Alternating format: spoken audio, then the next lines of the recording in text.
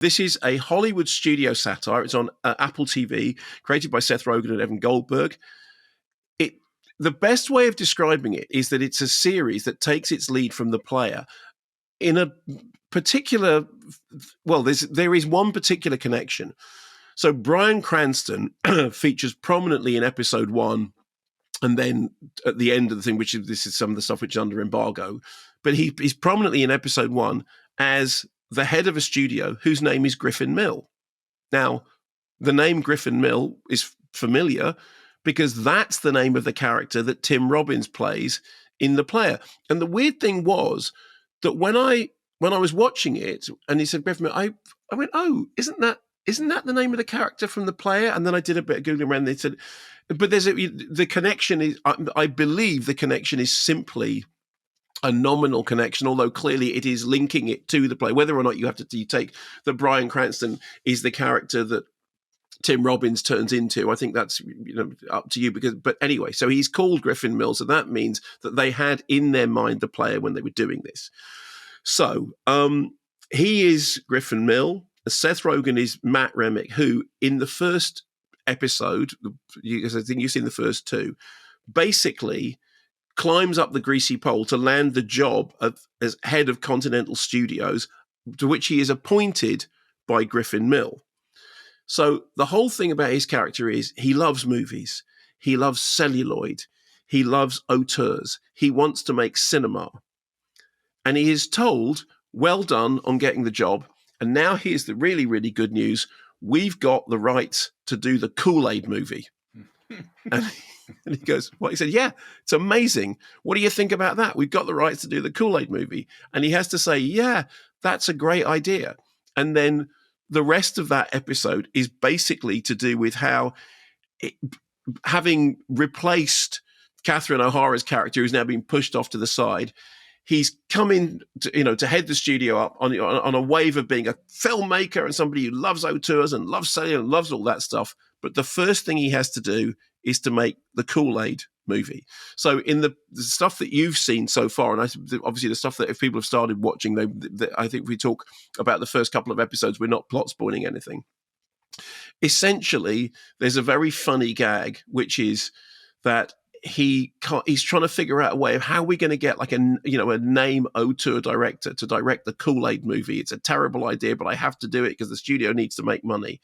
And then he has a meeting with Martin Scorsese, played by Martin Scorsese. Who they call Martin Scorsese. The name is said in different ways, and there is also a funny thing about Buscemi, because at one point they have anyway, Martin Scorsese, as we know his name is actually pronounced, is pitching a movie which is about the Jonestown Massacre. And and he says, yeah, it's dark, it's got all this, but it's all of America is there. And, and in the lead role, we want Steve Buscemi, however, and there's a long gag about how you pronounce the name. And then you see this thing happening in Matt's face, which is that he realizes that the Jonestown Massacre is the film which ends in everyone taking the Kool-Aid. Yeah. And then he gets the idea that maybe this is the solution to his problem, that he can have a name auteur, Martin Scorsese, he can give him Umpty Thrumpty $1 million, he can give him Final Cut, but the only thing he needs him to do is that he needs him to change the title of the film from Jonestown to Kool-Aid. And Martin Scorsese kind of goes, okay, I can live with that.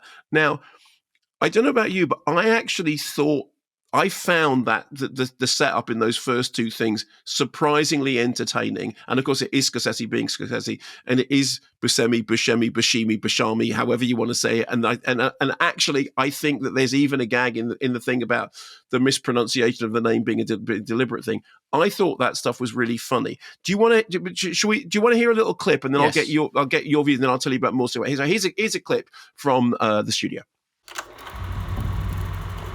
Being the head of Continental is the only job I've ever wanted. Yeah, I'm honored, obviously, to be one of the people that gets to choose, which movies get made and which ones don't. That's huge. And I got into all this because, I love movies, but now I have this fear that my job is to ruin them. The job is a meat grinder. Prestige films and box office hits, those are not mutually exclusive. We can do both, and we will do both. Matt, I get it. You want to make great art and make $1 billion doing it. Well, guess what? That never happens, and you're going to screw everything up trying to make it happen. And then he does. And then he does, whilst at the same time still loving movies, still loving O2, still loving celluloid. So, tell me what you thought of the first 2 episodes. I was surprisingly entertained. I find a lot of the new comedy stuff really quite tricky and don't find it funny at all. Occasionally, you're laughing inside. But I think I was laughing inside and outside because Yes. I think Seth Rogen is on very good form. It feels like a very, very knowing script. In the first episode, someone, I think Seth Rogen says, yes, who knew perverts make good films? You think, okay, that's been lawyered. It's in a particular context. But Yeah. I thought it was really, really good. And I think it's probably one of those shows where the more you know about it, the funnier it becomes. And we talked about, this is back to the adolescence conversation about the oneer. Yes. Where everything is taken in one shot. There's a fantastic conversation about that because episode 2 is called The Oneer. And I think is filmed. Well, it appears to be filmed it's all about the idea of doing a scene in one shot, and Yes. that episode does feel as though it's done in one shot, even if it isn't. And the what you have there is Sarah Polley playing Sarah Polley as the director who's having to pull off this particular complicated shot at the time that the sun is going down. So Sarah Polley playing herself throughout the rest of the series. You have Ron Howard playing a version of himself, which is not quite the version of Ron Howard that perhaps you'd expect. Charlize Theron. Theron, as we know, Theron, as in The Thing. Then as the series goes on, Anthony Mackie, Olivia Wilde, Nicholas Stoller, Parker Finn. Also, the sort of main characters, you have Catherine Hahn as this very, very loud and abrasive marketing executive. Ike Barinholtz as Matt's underling, which does mean, well, the series has now created an awards thanking joke that I suspect will I suspect there is a name that you will hear being thanked at award ceremonies, at the next batch of award ceremonies, that will be an in-joke about the studio. Here's the main issue. It is quite often the case that movie studio satires that are by their very nature made in and around and of and with movie studios can be very smug. And often when you see, okay, fine, this level of people involved, there's these are actually the people. It's Scorsese playing himself, and it's Ron Howard playing himself, and it's Sarah Polley playing herself, and all the rest of it. Okay, is it actually just going to be people slapping themselves on the back about how great they are? And one of the great things about The Player, which is one of the best lines in The Player that people still miss, is who let Adam Simon on the lot? Now, that is a really, really insider movie joke, because if you know Adam Simon, as I do, the fact that there is actually a joke about, and I want to find out who let Adam Simon on the lot, is particularly funny. But it's only funny for a fragment of the audience. But it's a throwaway joke that most of the audience won't know who Adam Simon is.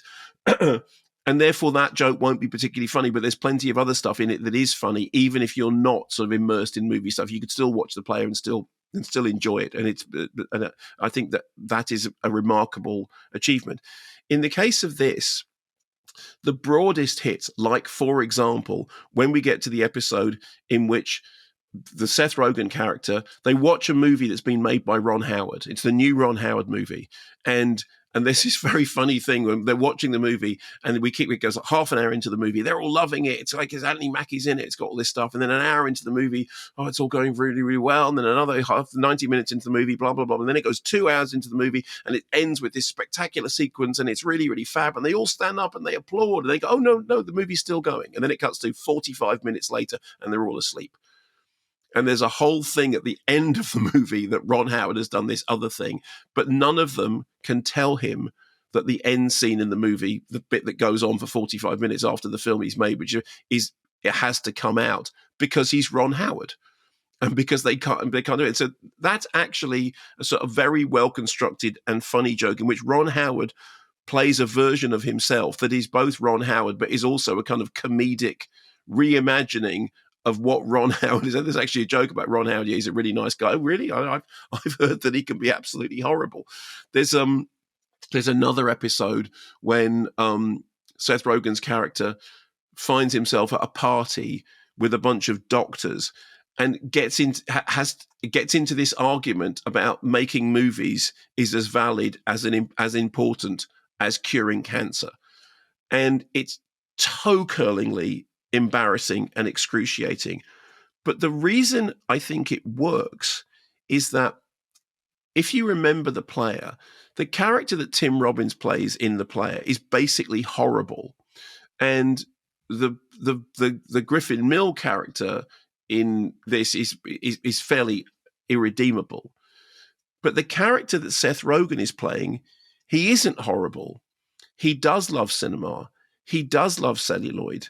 He does love auteurs. The problem is he has no spine whatsoever. And therefore, when he says that thing that you heard in the clip, I thought I was here to make movies. I've realized that I'm here to destroy them.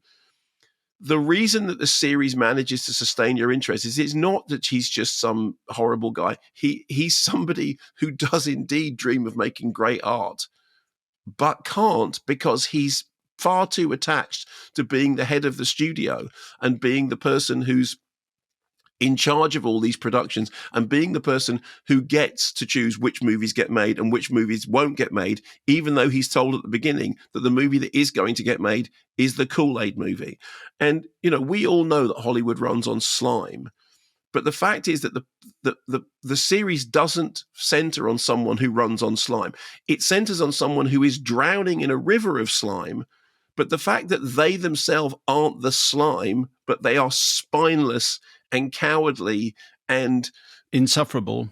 Well, yes, insufferable, but insufferable in a kind of sort of nerdy, nebbishy way that kind of makes their company all right, because you can sort of understand why they're making these terrible decisions. And then, said later on, there's an episode in which you see them all tying themselves up in knots about whether something that they're doing is racist or could be conceived as racist or could be perceived as racist. And they constantly rewriting movie. Then they end up shooting themselves in the foot by doing something which they don't even notice that they've done, but they do in passing, and has terrible results. And I remember the thing that Terry Gilliam always said, which was that, that famous phrase that a camel is a horse designed by a committee. And Gilliam always said that the more people you get in the room, the more the thing that you're trying to make becomes something else, and it's never as good as the thing you were trying to make. And one of the things that this does is it's got a lot of people in the room, and none of them know what it is that they're trying to make.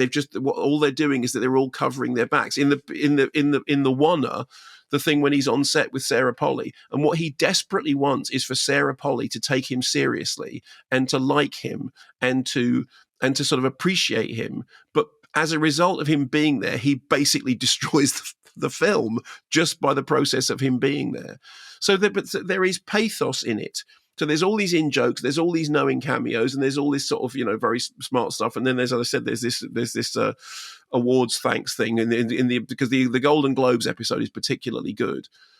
But it works because there is a pathos at the heart of it. It works because at the heart of it, there's a schlubby guy who probably was a complete movie nerd when he was young and has now been handed the job in which, as he has discovered, his job is to destroy everything he loves. And that is what makes it work. And if you didn't have that, it would just be insufferable. And you mentioned Tim Robbins a number of times. And as I mentioned when we were talking about David Oyelowo, Tim Robbins is also in The Silo. Yes. Also on Apple Television, and is spectacularly nasty. And yes. Is very, very, very good. And I should say, I interviewed Tim Robbins a couple of times. I did a long interview with him for a Film 4 retrospective, and I interviewed him for the Shawshank Redemption doc, and he was lovely. Absolutely lovely. But not in Silo. Not in Silo. I know he's acting, but, there's something not right about him. Anyway, okay, excellent. That's The Studio, and that's on Apple TV+. Big thumbs up from me.